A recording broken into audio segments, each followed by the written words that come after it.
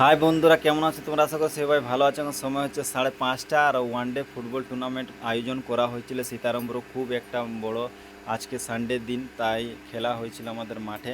আর তার ফাইনালটা হচ্ছে 5:30টার সময়। আর কাপগুলো দেখতে পাচ্ছ, অবশ্যই খুবই সুন্দর এনেছে।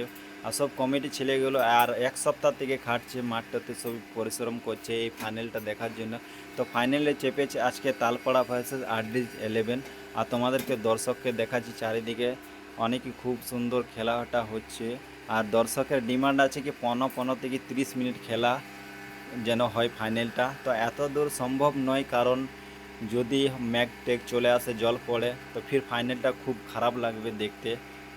আর তাড়াতাড়ি আমরা ফাইনালটা স্টার্ট করে দিচ্ছি। এখানে দেখতে পাচ্ছ স্টার্ট হয়ে গেছে। আর তালপাড়ার পায়ে বল।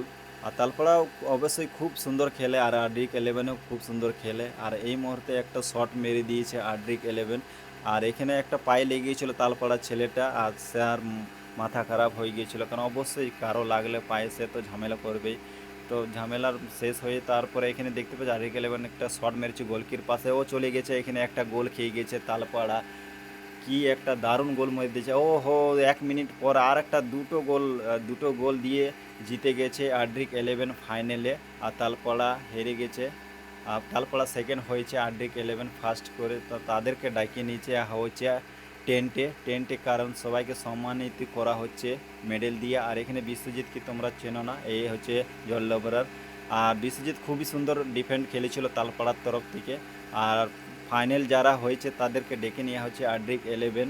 তাদেরকে 6,000 ক্যাশ আর একটা ট্রফি দিয়ে হচ্ছে, বিগ ট্রফি।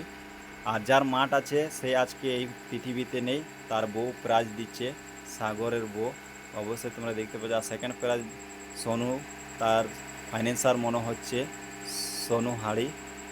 আর তালপাড়াকে দিয়ে দিচ্ছে 5,000 টাকা ক্যাশ। আর যারা যারা আমাকে এখনও ফলো করেনি, তো তাড়াতাড়ি ফলো করে নি, বা যারা ইনস্টাগ্রাম থেকে দেখো ইনস্টাগ্রাম ফলো করলি, বা যারা ফেসবুক থেকে ফেসবুক ফলো। আজকের